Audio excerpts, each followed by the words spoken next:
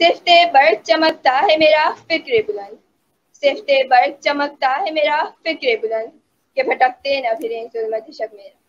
السلام علیکم میرے عزیز ساتھیوں، آج میں یہاں جس موضوع پر لب کشائی کرنے جا رہی ہوں وہ ہے اسلامی پاکستان ہی خوشحال پاکستان۔ آزادی کے 70 سال گزرنے کے باوجود ہم آزاد نہیں ہو سکے، نہ پاکستان اسلامی ملک بن سکا، نہ عوام خوشحال ہو سکا۔ کرتے ہیں غلاموں کو غلامی پہ رضامند، کرتے ہیں غلاموں کو غلامی پہ رضامند، تعویل مسائل کو بناتے ہیں بہانہ، پاکستان کے مقصد کو فراموش کر دیا گیا۔ یہ ملک کسی فوجی کو حاصل نہیں کیا گیا، نہ ہی انقلاب کے نعرے لگا کر اس پاک سے زمین کو چھینا گیا ہے۔ پاکستان اسلام کے نام پر عوام کی جدوجہد سے حاصل ہوا تھا، وہ جدوجہد جو بے دوست تھی، بے غرض تھی۔ اس جدوجہد کو کرنے والے مسلمان محض خدا وحدہ لا شریک کی رضا چاہتے تھے، وہ صرف ایک ایسا خطہ چاہتے تھے جہاں اسلامی احکام کو نافذ کر سکے۔ بقول شاعر، اسلامی پاکستان ہی خوشحال پاکستان ہے، اسلامی پاکستان ہی خوشحال پاکستان ہے، اسلامی پاکستان ہی اس دیش کی پہچان۔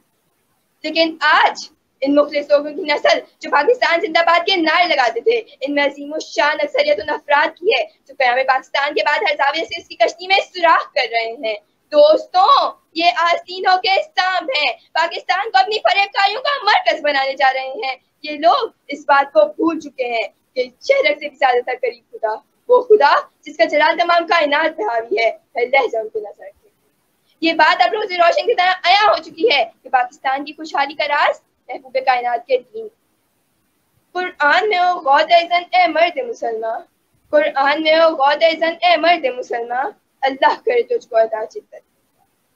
اسلام وہ دین جس نے انسانیت کو اس کی معراج پہ پہنچایا، جس نے دکھی انسانوں کو زندگی کی نوید سنائی تھی، جی ہاں، جس کے بارے میں خدا برحق نے فرمایا، آج ہم نے تمہارے لیے تمہارے دین کو مکمل کر دیا اور اپنی نعمت تم پر تمام کر دی اور اسلام کو دین کی حیثیت سے قبول کر لیا۔ جی ہاں، جس کے دوستوں، پاکستان کی پکا کا راز اسلام کی گہرائیوں میں پوشیدہ ہے، کیونکہ یہ ملک ازل سے اسلامی ہے، اور ایسا پاکستان ہی دنیا کو یہ بتا سکتا ہے کہ نظریہ پاکستان آج بھی زندہ ہے۔ وہ لوگ جنہوں نے پاکستان کے خطہ مقدس کو محض اپنی سازشوں کا مرکز بنا دیا تھا، جنہوں نے پاکستان میں انسانی خون کی ہولی کھیلی ہے، جان لیں پاکستان میں انسانوں کا خون محترم ہوگا، ان کی ماؤں، بہنوں، بیٹیوں کی عزت محفوظ ہوگی، ان کے روزگار، تعلیم اور مستقبل کی ضمانت دی جائے گی۔ اجالے جلد آئیں گے میرے وطن میں، اجالے جلد آئیں گے میرے وطن میں، اندھیرا رفتہ رفتہ چل رہا۔ اسلام دین امن ہے، وہ خونریزی کی ترغیب نہیں دیتا۔ پاکستان کے ترکیبی عناصر میں نسل، زبان، جغرافیہ کوئی چیز مشترک نہیں، صرف ایک دین۔ جی ہاں، صرف ایک دین ہے جس نے ان عناصر کو جوڑ کے ایک ملت بنایا ہوا ہے۔ دین کی جڑوں کو یہاں گہری کرنے کی ضرورت ہے تاکہ عبرتناک انجام سے بچا جا سکے۔